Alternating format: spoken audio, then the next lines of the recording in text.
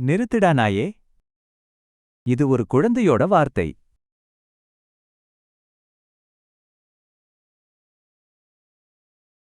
பயிற்சி பெற்ற கொலையாளியான சூ ஹீதன் கணவன் ஜுங் சானை கொன்ற குற்ற கும்பலை பழிவாங்க அவர்கள் இடத்துக்கே போய் எல்லாரையும் கொன்று குவிக்கிறாள்.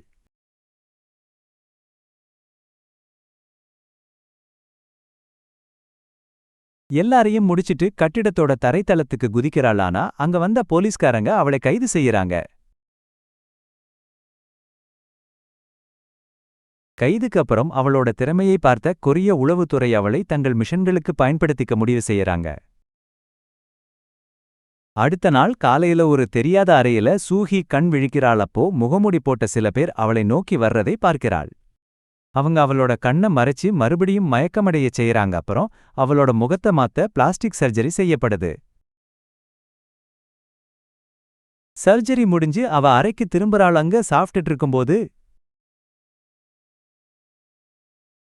அவ மயக்கம் வர்ற மாதிரி நடிக்கிறாள். அப்போ ஜுங் சான் அவளுக்கு பயிற்சி கொடுத்த பழைய நினைவுகள் அவளுக்கு வருது. அவளை பார்க்க வந்த முகமூடி ஆட்களை ஏமாத்திட்டு அங்கிருந்து வேகமா தப்பிச்சு ஓடறாள். வெளியே போற வழியை தேடும்போது அவ ஒரு பாலை நடன அறைக்குள்ள போறாள்.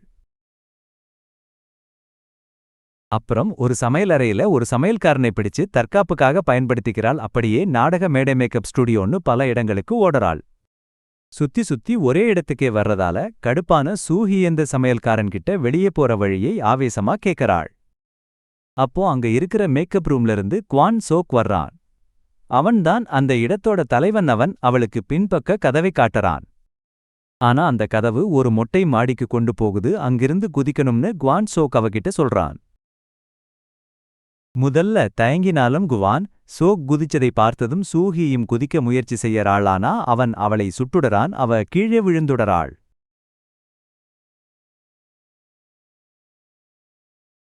இதையெல்லாம் ஹியூன் சூவும் அவனோட குழுவும் ஒரு ரூம்ல இருந்து பாத்திட்டு இருக்காங்க. சூஹி கூட நெருக்கமா இருக்கிறவங்களுக்கு பதவி உயர்வு கிடைக்கும்னு அவனுக்கு தெரிய வருது.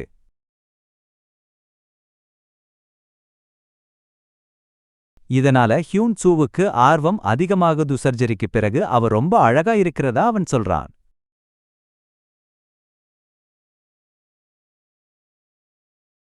கொஞ்ச நேரத்துல சூஹிக்கு நினைவு வருது. அப்போ குவான் சோக் அவகிட்ட பேசி தங்களோட குடும்பத்துல சேர்ந்துடச் சொல்லி கேக்கறான்.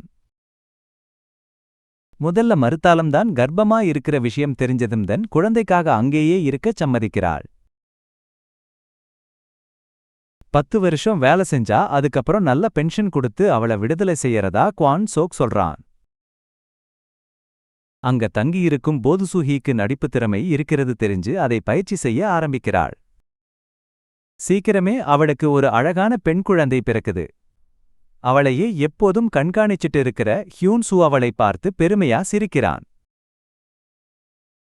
சூஹி மத்த பெண்களோட சேர்ந்து தொடர்ந்து தீவிரமா பயிற்சி எடுக்கிறாள். ஒரு நாள் பயிற்சியில தனக்கு பிடிக்காத கிம் சியோனை தோற்கடிக்கிறாள். இதை குவான் சோக்கும் ஹியூன் சூவும் பெருமையா பார்க்கறாங்க. ஒரு வருஷம் கழிச்சு அவ பொண்ணு யூன் ஹேயோட முதல் பிறந்த நாளை கொண்டாடுறாங்க. அப்போ குவான் ஷோக் வந்து உன் பொண்ணு உன்னை மாதிரி கஷ்டப்படக்கூடாதுன்னு சொல்றான்.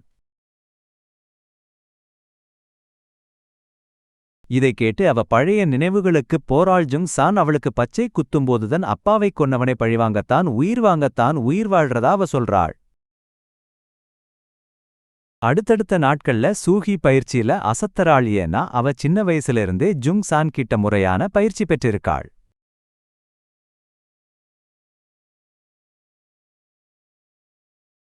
ஹியூன் சூ அவளை தொடர்ந்து கவனிக்கிறான். அவன் அவளோட ஒவ்வொரு அசைவையும் ஒரு டைரியில குறிச்சு வைக்கிறத அவனோட நண்பன் கண்டுபிடிச்சிடுறான். எல்லாரும் அவனை ஜாக்கிரதையா இருக்கச் சொல்லி எச்சரிக்கிறாங்க. ஏன்னா பதவி உயர்வு பத்தி யோசிச்சு அவர் சரியா முடிவெடுக்க மாட்டேங்கிறாருன்னு அவங்க நினைக்கிறாங்க. சில நாட்களுக்கு அப்புறம் சுக் ஹீக்கு முதல் மிஷன் கிடைக்குது. அவ அந்த வீட்டுக்கு போய் அவனை கொன்னுடுறா. ஆனா அங்க அந்த ஆளோட பொண்ணு அவளையே பாத்துக்கிட்டு இருக்கிறத பார்த்த உடனே அவளோட அப்பா கொல்லப்பட்டப்ப அவளும் இதே நிலைமையில இருந்த ஞாபகம் அவளுக்கு வருது.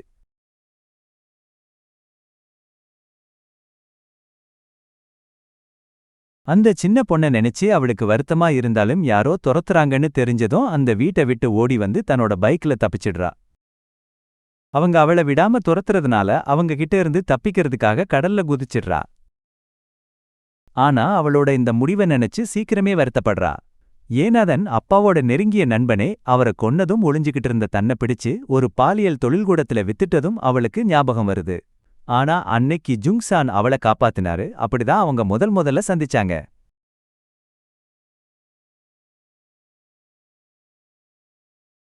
அடுத்த நாள் மிஷனை முடிச்சதுக்கு பரிசா சுக் ஹீயும் யூன் ஹையும் புது வாழ்க்கையை தொடங்க அந்த இடத்தை விட்டு ஜுங்சான் கூட வெளியே வராங்க. அப்போ அவளோட தோழி மின்ஜு அவளுக்கு விடை கொடுத்ததானும் வெளியே வரும்போது கண்டிப்பா கூப்பிடுறேன்னு சொல்றா.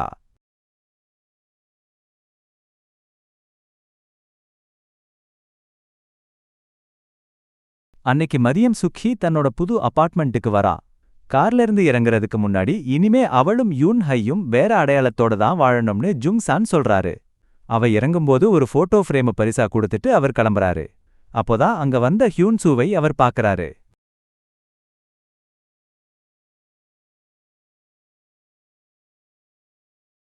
கொஞ்ச நேரத்திலேயே எலிவேட்டர்ல ஹியூன் சூவும் சுக் ஹீயும் சந்திக்கிறாங்க. சுக் ஹீ தன் பொண்ண கவனிச்சிட்டு இருக்கும்போது ஹியூன் சூ ரகசியமா ஒரு ஃப்ரேமை அவ பொருளுக்குள்ள வச்சுட்டு அவகிட்ட பேச முயற்சி பண்றான். ஆனா அவளுக்கு அதுல இஷ்டமே இல்லை.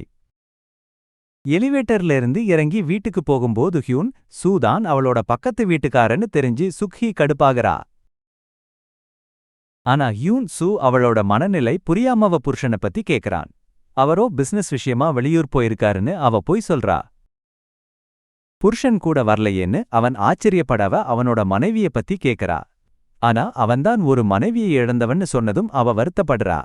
ஆனா ஹியூன் சூவும் அவகிட்ட போய் தான் சொல்றான்னு அவளுக்கு தெரியாது.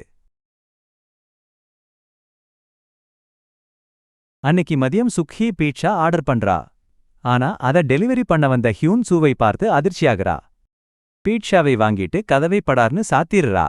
அவனுக்கு மேல சந்தேகம் வர்றதுனால உடனே ஜுங்சானுக்கு ஃபோன் பண்ணி அவனை பத்தி விசாரிக்க சொல்றா. ஆனா இது எதுவுமே தெரியாம ஜுங்சான் அவளை கண்காணிச்சுக்கிட்டு இருக்காரு. ஏன்னா அவரு கொடுத்த அந்த போட்டோ ஃப்ரேம்ல ஒரு ரகசிய கேமரா இருக்கு. ஜுங்சான் அவகிட்ட அப்புறம் பேசுறேன்னு சொல்லிட்டு போனை வைக்கிறாரு. அப்போ ஹியூன் சூ அவருக்கு ஃபோன் பண்ணி மிஷன்ல கரெக்டா போயிட்டு இருக்கேனான்னு கேக்குறான். ஜுங்சான் அவனை ஜாக்கிரதையா இருக்க சொல்றாரு. ஏன்னா சுக்கி அவனை பத்தி விசாரிக்க சொன்னதா சொல்றாரு. அப்போவே சுக்கி அவன் வீட்டு வாசல்ல வந்து நிக்கிறா. அவன் கதவை திறந்ததும் சுக்கி அந்த ஃப்ரேமை திருப்பிக் கொடுக்கிறா. அந்த சந்தர்ப்பத்தை பயன்படுத்தி அவன் அவளோட பேரை கேக்குறான். தன் பேரு யான் சூன்னு அவ பொய் சொல்ல நம்ம 2 பேர்லயும் சூ வருதுன்னு அவன் கிண்டல் பண்றான். ஆனா அவ அவனை ஒரு மாதிரி பார்த்துட்டு போயிடுறா. அவ வீட்டுக்கு போனதும் ஜுங்சான் கூப்பிட்டு ஹியூன் சூவ பத்தி சொல்றாரு. அவர் சொன்னதெல்லாம் பொய்னாலும் ஜுங் சான் மேல இருக்கிற நம்பிக்கையில அவ அத நம்பிடுறா. அவனால எந்த ஆபத்தும் இல்லன்னு தெரிஞ்சதும் சுக்கி கொஞ்சம் நிம்மதியா ஹியூன் சூ கிட்ட சகஜமா பழக ஆரம்பிக்கிறா. ஹியூன் சூவும் ரொம்ப அன்பா நடந்துக்கிறதால அவளுக்கு அவன் மேல ஒரு விருப்பம் வருது. ஒரு நாள் அவங்க வீட்டுக்கு போகும்போது தன்னோட நாடகத்தை பார்க்க வரும்படி அவ கூப்பிட அவன் வெட்கப்படுறான். அடுத்த நாள் அவன் நல்ல ட்ரெஸ் பண்ணிட்டு வந்து அவளோட நாடகத்தை ரொம்ப ஆர்வமா பார்க்கறான். அப்புறம் டின்னருக்கு போகும்போது அவளோட நடிப்பை பாராட்டுறான். சாப்பிடும்போது அவனோட டை ரொம்ப நல்லா இருக்கணும், அது அவ புருஷன் கட்டி இருந்த மாதிரி இருக்கணும் அவ சொல்றா. கல்யாணத்தப்போ ஜுங்சானுக்கு இதே மாதிரியான டையை வாங்கி கொடுத்தது அவளுக்கு ஞாபகம் வருது. ஹனிமூன் அப்போ சாப்பிட்டுட்டு இருக்கும்போது ஜுங்சானோட நண்பன் சன்மோவை யாரோ கடத்திட்டதா ஃபோன் வருது. அதனால அவள ஹோட்டலுக்கு போக சொல்லிட்டு அவர் கிளம்புறாரு. அவரை உயிரோட பாக்குற கடைசி தடவை இதுதான் அவளுக்கு தெரியாது. அன்னைக்கு ராத்திரி சன்மோ கூப்பிட்ட இடத்துக்கு போகும்போது அங்க ஜுங்சான் பிணமா கிடக்கிறத பாக்குறா. அவங்க அப்பாவை கொன்னவங்கள தேடும்போது தான் ஜுங்சான் கொல்லப்பட்டதா சன்மோ சொல்றான்.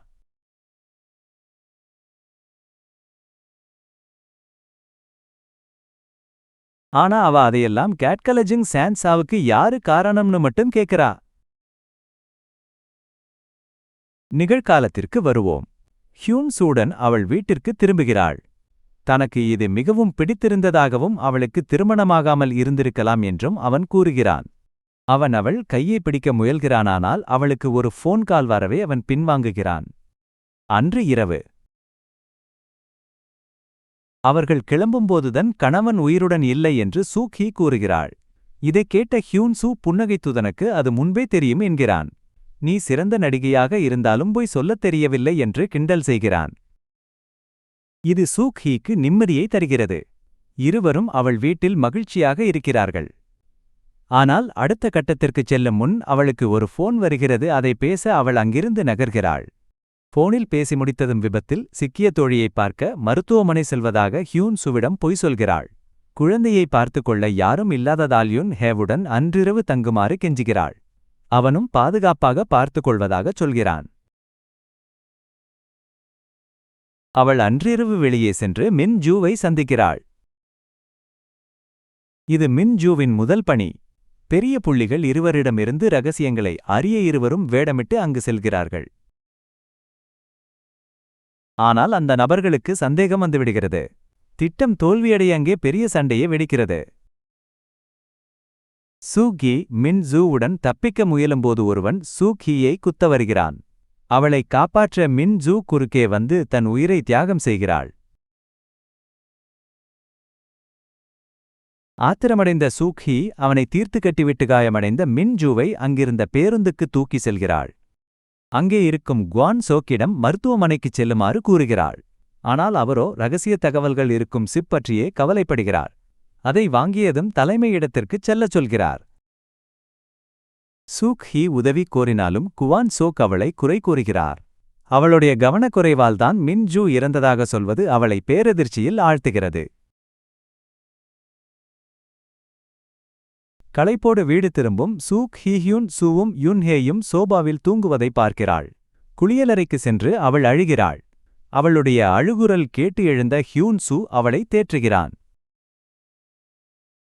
மறுநாள் காலை ஹியூன் சூவும் யுன்ஹேயும் காலை உணவு சாப்பிடுவதை பார்க்கிறாள். யுன்ஹே அங்கிருந்து சென்றதும் அவர்கள் என்ன பேசிக் கொண்டிருந்தார்கள் என்று அவள் கேட்கிறாள். அவள் அழும்போதெல்லாம் அவளை தேற்றச் சொல்லி யுன்ஹே கேட்டதாக ஹியூன் சூ சொல்கிறான். தன்னால் அதைச் செய்ய முடியுமா என்றும் கேட்கிறான். விளையாட்டுக்கு நேரமில்லை என்று சொல்லும் சூக் ஹீ தான் அவன் நினைக்கும் நபர் கிடையாது என்கிறாள். அவனும் தானும் அப்படிப்பட்டவன்தான் என்றும் அவளுக்கு சம்மதம் என்றால் அவளுடனே இருக்க விரும்புவதாகவும் கூறுகிறான்.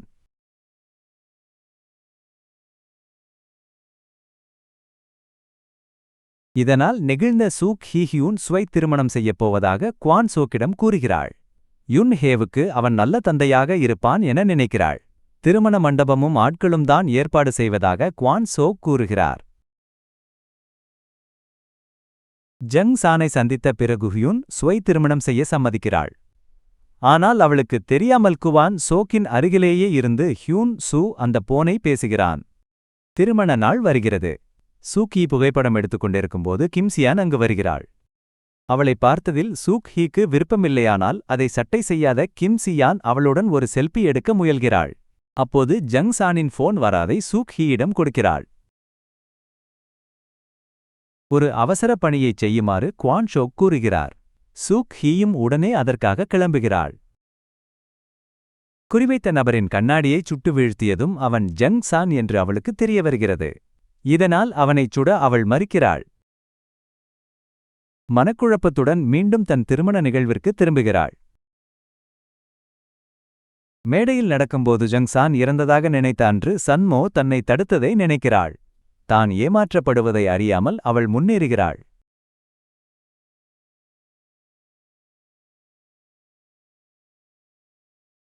ஜங் சானுக்கு தன் எதிரிகளை தீர்த்துக் கட்டவே அவளுடைய உதவி தேவைப்படுகிறது. அன்றிரவு ஜங் சான் அங்கே வந்து அவளைப் பற்றி விசாரிக்கச் சொல்கிறான். ஆனால் பிளாஸ்டிக் அறுவை சிகிச்சை செய்திருப்பதால் அவனால் அவளை அடையாளம் காண முடியவில்லை.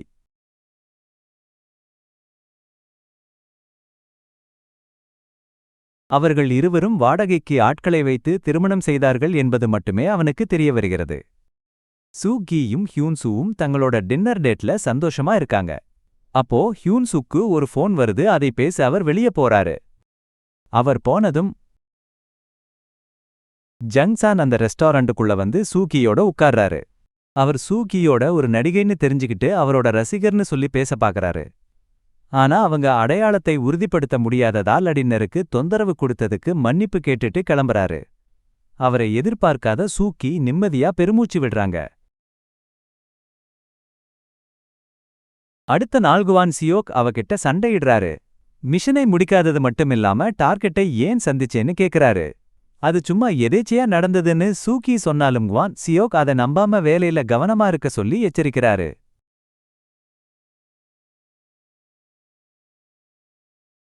அன்னைக்கப்புறமா பேக் ஸ்டேஜ்ல தன்னோட பெர்ஃபார்மன்ஸுக்கு ரெடியாகும்போது கூட வேலை செய்யற ஒருத்தர் பூக்கள் கொண்டு வந்து இது ஒரு ரசிகர் கொடுத்ததுன்னு சொல்றாங்க. அத வாங்கின அவங்க கூடவே ஒரு லெட்டரும் ஒரு டிரைவும் இருக்கிறத பாக்குறாங்க. அந்த கார்டை பார்த்துட்டு இருக்கும்போது மின் ஜூ அங்க வர்றாங்க. சூக்கி முடிக்காத அந்த மிஷனை மின் ஜூ முடிக்க போறதா தெரிஞ்சுக்கிறாங்க. வேலை முடிஞ்சதும் அந்த டிரைவ்ல என்ன இருக்குன்னு கேக்குறதுக்காக ஒரு இன்டர்நெட் கஃபேக்கு சூக்கி போறாங்க. அந்த ரெக்கார்டிங்ல ஹியூன் சூவும் குவான் சியோக்கும் அவளோட பழைய மிஷனை பத்தி பேசுறது கேக்குது. இதால ரொம்பவே உடைஞ்சு போற சூகி தான் ஏமாற்றப்பட்டதா உணர்றாங்க. அதனால அந்த மர்ம ரசிகர் ஜங்சான் தான் தெரிஞ்சுக்கிட்டே அவரை கொல்ல ஒரு பொண்ணு அனுப்பப்பட்டிருக்கான்னு மெசேஜ் பண்றாங்க. அந்த மெசேஜால ஜங்சானும் அவரோட ஆட்களும் மின்ஜூவை புடிச்சிடுறாங்க. மின்ஜூ போட்டிருந்த நெக்லஸ்ல இருந்த கேமரா மூலமா குவான் சியோக் இத தெரிஞ்சுக்கிறாங்க. இதுல சூக்கிக்கு சம்பந்தம் இருக்கலாம்னு நினைச்சு அவளை கண்காணிக்கும்படி ஹியூன் சூ கிட்ட சொல்றாங்க. ஆனா சூக்கி மேல காதல்ல இருக்க ஹியூன் சூ இப்போ ரொம்பவே களைச்சு போயிருக்காரு. அடுத்த நாள் காலையில சூக்கி அவங்களோட மறைவிடத்துல குவான் சியோக்கை சந்திக்கிறாங்க. தான் போட்டு கொடுத்தது தெரிஞ்சும் அங்க போறாங்க. சூக்கி அவளோட புது குடும்பத்தோட நிம்மதியா வாழணுங்கிறதுக்காக தான் ஜங்சானை கொல்ல சொன்னதா குவான் சியோக் சொல்றாங்க. ஆனா அவ இந்த வேலையை சொதப்பினதால இப்போ உயிருக்கே ஆபத்துன்னு சொல்றாங்க.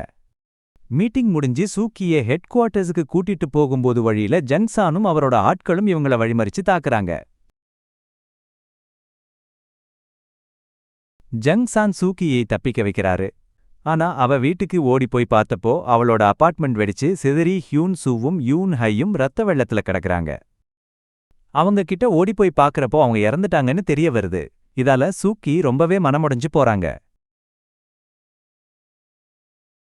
ஆத்திரத்தோட குவான் சியோக்கை சந்திச்சு இது உன்னோட வேலைதான்னு சண்டையிடுறாங்க.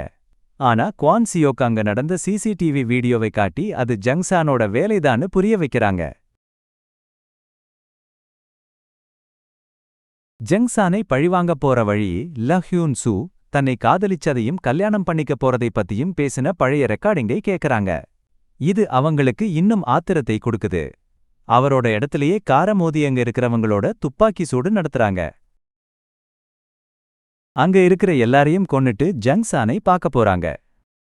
கடைசியா ஜங்சான் அவளை சூக்கின்னு அடையாளம் கண்டுக்கிறாரு. 2 பேருக்கும் இடையில பல மணி நேரம் பயங்கரமான சண்டை நடக்குது. முடிவுல சூக்கி ஜெயிச்சிடுறாங்க. முற்றும். வீடியோவோட கடைசி வரைக்கும் பார்த்ததுக்கு ரொம்ப நன்றி. தயவு செஞ்சு லைக், கமெண்ட் மற்றும் சப்ஸ்கிரைப் பண்ணுங்க. அடுத்த வீடியோவுல உங்களை சந்திக்கிறேன்.